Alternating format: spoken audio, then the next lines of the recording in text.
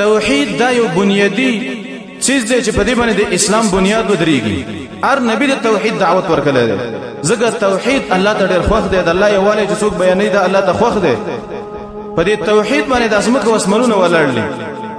بعضې خلک وایي توحید صرف دې ته ویلی کېږي چې لا اله الا الله ویوه. دغه په توحید کې یوه مسله ده، خو لیکن دا توحید چې دی دا یو دریاب دی. په توحید باندې ځمکه اسمانونه ولاړ دي.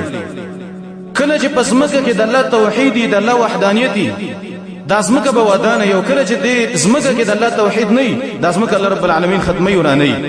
حدیث کې راغلی نبی صلی الله علیه وسلم وایي لا تقوم الساعه حتى لا يقال في الارض الله الله.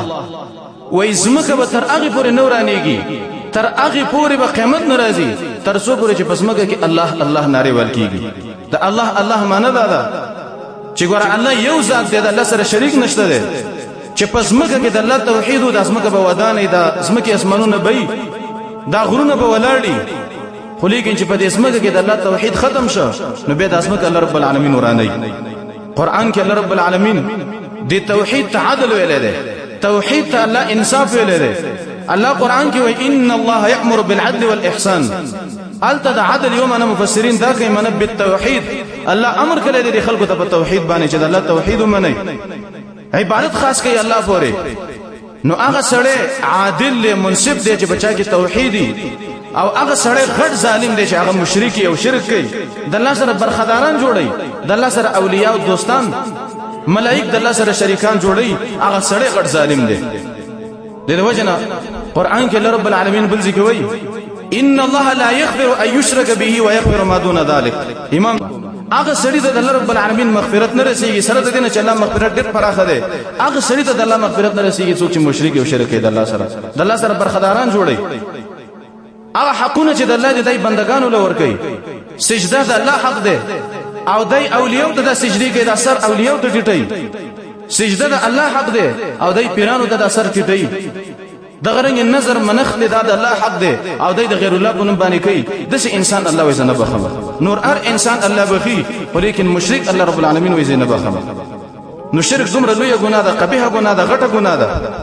د انسانانو عزت په څه کې دی؟ د انسانانو عزت په توحید کې دی. کله چې د الله توحید مني، دا وجه د هغه مشرکان سخت ذلیل دي کوم چې شرک کوي د الله رب العالمین سره.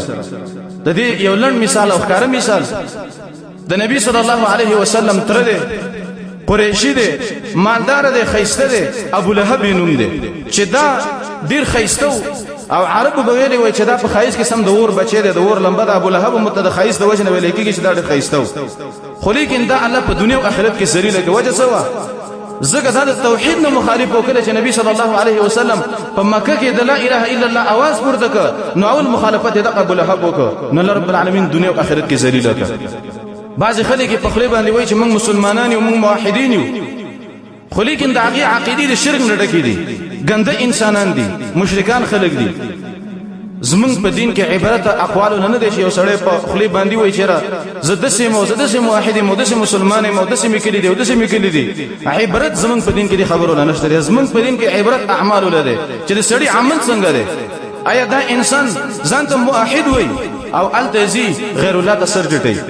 دا انسان ځان ته موحد وایي او د بابا نه دا مددونه غواړي، بچي د بابا نه غواړي، عزت د بابا نه غواړي، دا نظر منښت د بابا په نوم باندې کوي، دا څه رقم موحد دی؟ اکثر خلک چې دي د هغوی عقیدې په اولیاء باندې جوړې دي. اولیاء چې دي د الله دوستان به موږ دا منو، خو لیکن د الله دوستان دي دا حق الله نه دی ورکړی چې ته د سر ټیټ کړي. دا حق الله دی اولیاء نه دی ورکړی چې ته بچي وغواړي. دا حق الله دی نه دی ورکړی چې ته وې لیونی ومو لیونی شوی ولاړم فلاني بابا هغې مله صحت راکړه. الله رب العالمین دا حق دی اولیاء نه دی ورکړی. د بعضې خلکو عقیدې په اولیاء جوړې دي، د اولیاء نه خدایان جوړ کړي دي چې دا اسمان خدایان دي. د اولیاء بندگی کوي، داسې بندگی د اولیاء کوي کومه چې د الله لایق ده او د الله حق دی هغې د اولیاء کوي. سجدي اولیاء ته لګوي، سجدي غیر الله ته لګوي، نظر منښت د غیر الله په نوم باندې کوي، سره د دې نه چې دا ټول د الله حق دی او دې خلکو د الله حق دی مخلوق له ورکړی دی. دا خلک به الله څنګه وبخي؟ او بیا عجیبه دا ده چې د اسلام ټیکهداران ځان ته وایي چې موږ مسلمانان یو او غټې غټې دعوې کوي، او د دې باوجود ځي او په دربار کې سجدي لګوي، غیر الله ته سجدي لګوي، باباګانو ته سجدي لګوي.